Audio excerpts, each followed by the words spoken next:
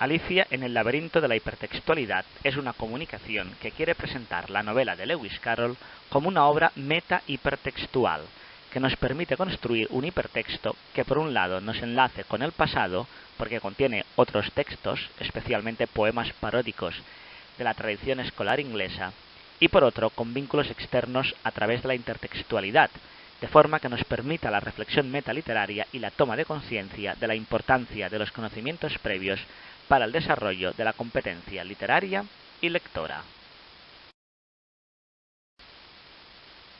Así pues, hemos dividido esta comunicación en tres apartados: una introducción teórica sobre los conceptos de hipertextualidad, intertextualidad relacionados con el proceso lector; por otro lado, el análisis de la obra hipertextual Alicia en el País de las Maravillas; y finalmente una conclusión que pretende dejar clara el concepto de hipertexto en la novela de Lewis Carroll. Leer Alicia en el País de las Maravillas resulta un ejercicio estimulante y metacognitivo de primer orden. La novela de Lewis Carroll, escrita bajo seudónimo en 1865, probablemente por su crítica al sistema educativo británico, deviene un verdadero viaje introspectivo. El viaje de la pequeña Alicia en busca de su verdadero yo al País de las Maravillas resulta ser para el lector un viaje hacia su propio mundo maravilloso, un viaje hacia sus procesos mentales, una búsqueda de las razones y los motivos que estructuran y guían el proceso de lectura. Este hecho se puede ver perfectamente en el capítulo 6 de la novela, donde hay un diálogo entre el gato y Alicia, donde Alicia se pregunta cuál es el camino que debe seguir y si ese camino lleva a alguna parte. Este diálogo reproduce a la perfección los mecanismos del proceso lector según las teorías de la recepción de Escher. El lector, como Alicia, se ve implicado en la búsqueda de su propio camino, de los mecanismos interactivos necesarios para desarrollar su proceso de lectura. El texto solo existe en la medida en que es leído, de manera que lector y autor participan de un mismo imaginario, en tanto que como lector o personaje de novela debe descodificar su propia aventura. Literaria y didáctica la de Alicia, psicológica, personal e interpretativa la del lector. Y cito: las significaciones de los textos literarios solo se generan en el proceso de lectura, constituyen el producto de una interacción entre texto y lector y de ninguna manera una magnitud escondida en el texto. Ninguna lectura puede nunca agotar todo el potencial, pues cada lector concreto llenará los huecos a su modo. Fin de la cita. Parece pues muy claro que las teorías de la recepción de Escher remiten sin duda a la noción actual de hipertexto. Como hemos señalado, todo texto literario se refiere a otro texto literario y, en consecuencia, funciona como hipertexto textual. Un hipertexto es, en cierto sentido, como una enciclopedia, esto es, una colección de escritos en la que el lector puede moverse libremente en cualquier dirección. Pero a diferencia de una enciclopedia impresa, el hipertexto no se presenta al lector con una estructura previamente definida. Los artículos de un hipertexto no están organizados por título o materia. Antes bien, cada pasaje contiene vínculos o remisiones a otros pasajes. Los marcadores de una remisión pueden ser palabras del texto, palabras clave entrañadas en él o símbolos especiales, siguiendo las afirmaciones de Moulthrop.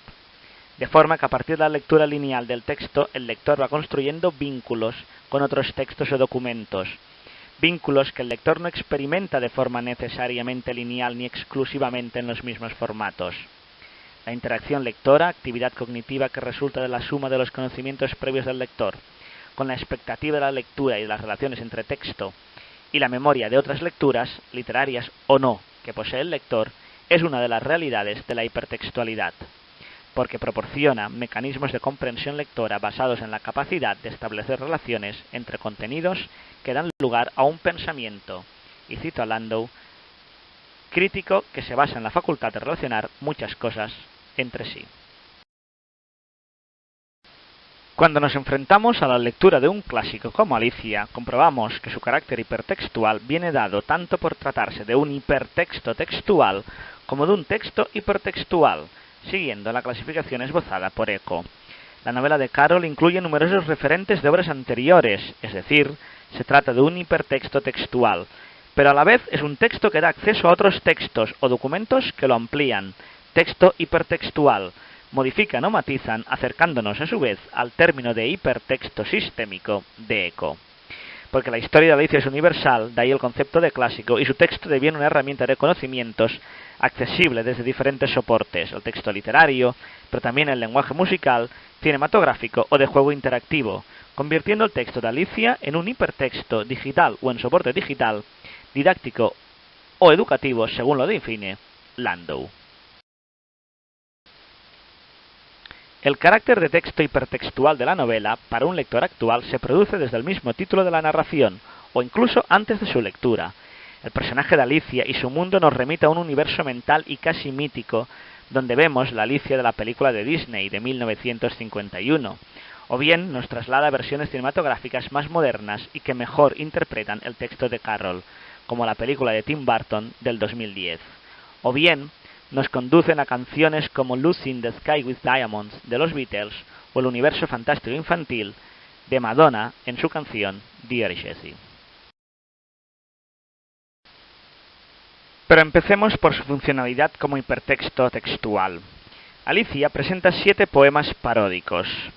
La literatura del sinsentido, de la cual Carroll es uno de los primeros y principales representantes, utilizaba a menudo la parodia como forma de alterar la lógica de la realidad, dotándola de múltiples significados. Si pensamos un momento, comprobaremos que el sentido del sinsentido es dar múltiples significados a una situación, a un contexto que en principio solo tiene uno. De esa multiplicidad de significados proviene el sinsentido, como sucede en la conocida escena del té. Es una multifuncionalidad o multimodalidad que podemos asemejar a la noción de hipertexto multimodal. Y precisamente esa multifuncionalidad se aprecia en los 7 poemas parodiados, poemas morales y muy populares de la época victoriana que Carroll ridiculiza con nuevos significados que a su vez pretenden idealizar y criticar el modelo educativo inglés.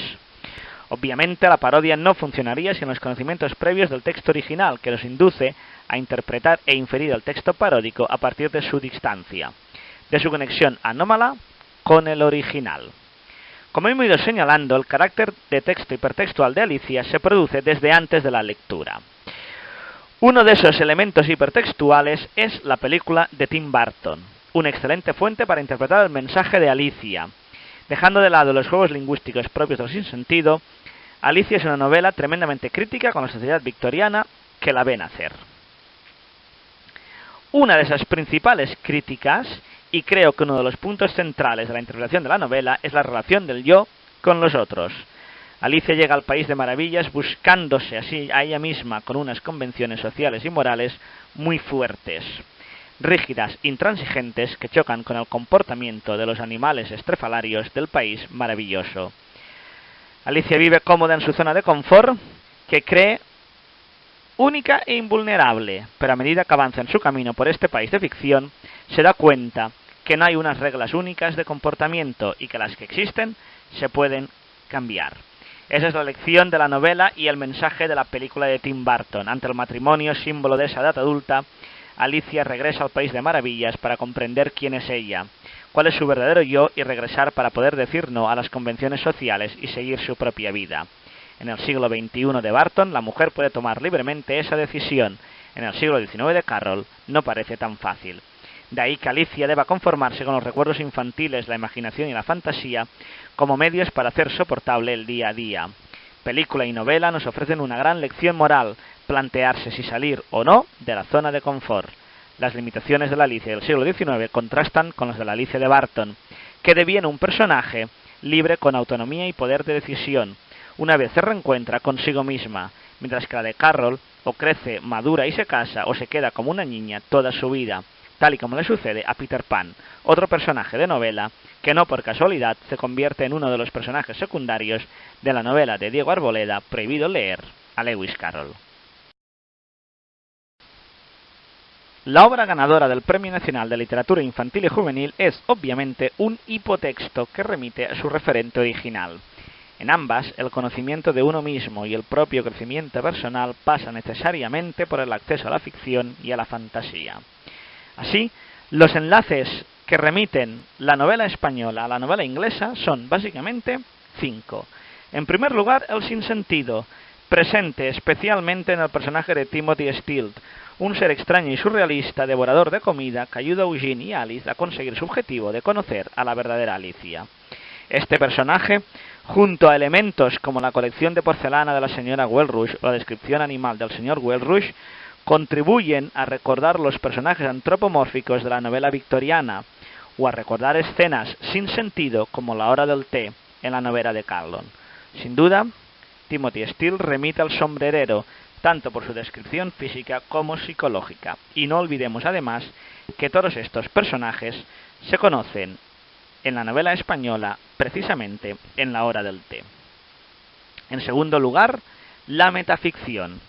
El juego de metaficción muy presente en la obra se da sobre todo en la mezcla de personajes de ficción y reales. Una mezcla que también se da en la novela hipertextual, con por ejemplo el uso de seudónimo por parte de su autor, Charles Dodgson, por Lewis Carroll. En la novela de Arboleda se mezclan personajes reales como Alice Liddell, Dodgson y Peter Davis, o pequeñas noticias de periódico con personajes ficticios como la familia Welrush o Monsieur Travagnan. Esta metaficción también se encuentra en la obra de Carroll, tanto con la presencia de otros géneros como cuentos y poemas, como con las referencias al proceso de lectura y a los conocimientos previos a que hemos mencionado, como la presencia del narrador que evidencia el hecho de que estamos ante una obra de ficción.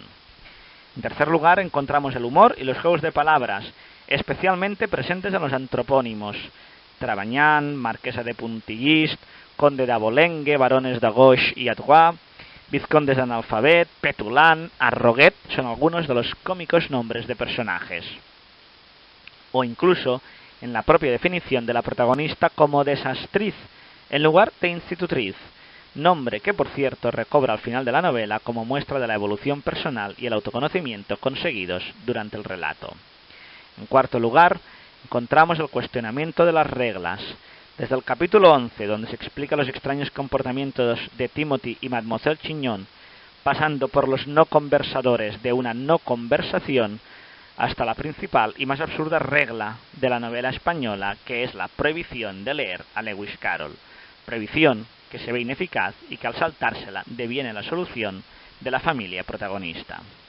Y finalmente, en quinto lugar, la intertextualidad, que se da especialmente en uno de los capítulos de la novela de Arboleda, el capítulo 16, La habitación de las maravillas, que sólo se puede comprender desde la obra de Carroll por las constantes referencias textuales. El personaje de la señora Welrush es, además, una traslación de la Reina de Corazones, y en ambas novelas se produce un combate final entre el bien y el mal. Y como sucede también en la película de Barton, en ambas hay una reina blanca, que en el texto de Arboleda es el personaje real de Alice Liddell. Si con Prohibido leer a Lewis Carroll hemos visto una muestra de hipertextualidad textual, parece evidente que el mundo fantástico de Carroll nos pueda hipervincular al mundo fantástico digital. Son muchos los ejemplos de plataformas audiovisuales que juegan con el universo de Alicia. Por ejemplo, Alice in Wonderland es una aplicación para Apple que permite la lectura adaptada de la novela. Es una aplicación destinada a un público infantil, alrededor de 7-8 años. De entrada, esta lectura puede ser tradicional o en audio. Y a medida que se lee, la aplicación ofrece numerosas posibilidades interactivas que van desde la búsqueda de objetos presentes en la pantalla y que forman parte del universo de Alicia, así como la formación de puzzles con imágenes de Alicia, el aprendizaje de los números, la ilustración y colorear elementos de la novela, hasta juegos de memory que inciden sobre todo en las posibilidades de desarrollo de las capacidades psicomotrices y memorísticas de los usuarios. El diseño de la aplicación evidencia su destinatario en el público infantil. Otra aplicación más compleja desde su propio diseño hasta las actividades a realizar es Juegos de Aventura de Alicia. También para Apple, su diseño y el hecho de que se puedan superar pantallas y niveles la convierten en una plataforma ideal para el público adolescente. En esta aplicación no podemos leer la novela y en consecuencia funciona como hipotexto para adentrarnos en su lectura. Las muestras de literatura digital hipertextual a partir de la novela decimonónica son abundantes en lengua inglesa, desde poemas digitales de autores como Cynthia Spencer hasta la versión digital hipertextual de 3 capítulos de la novela realizada por Lauren Millican. Las posibilidades del texto de Carroll, debido a su intrínseca característica fantasiosa, son casi infinitas y favorecerían su uso didáctico tanto para el aprendizaje de la lectura como de otros saberes interdisciplinares, como la geografía o la matemática muy presentes en la novela británica. Así pues, entendemos Alicia como una obra que permite la reflexión metaliteraria y la toma de conciencia de la importancia de los conocimientos previos y de la intertextualidad como herramientas para el desarrollo de la competencia literaria y lectora. Tal y como explica la propia novela, sin esos conocimientos previos no podemos comprender el texto y con él su realidad, que es la nuestra. Sin esa educación literaria que nos proporcionan los conocimientos previos, el sinsentido carece de sentido. Y si algo nos enseña la obra de Carroll es que el sinsentido, precisamente, tiene sentido. Sin la biografía de Carroll, por ejemplo, no entendemos el antropomorfismo de sus personajes, porque no comprendemos la importancia de Darwin en el desarrollo de la novela. Estas idas y venidas, este viaje hacia lo que deberíamos conocer, ese submundo oculto que Alicia hace florecer, esas maravillas que nos deben iluminar solo son comprensibles desde la intertextualidad y la hipertextualidad.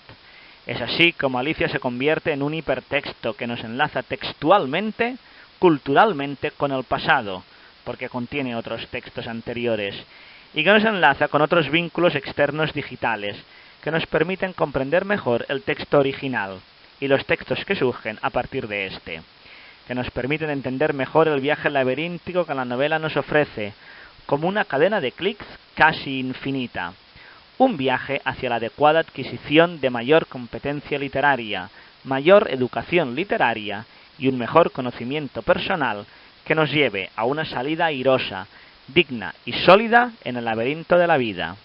Ahora llega el momento de construir, de crear esta salida.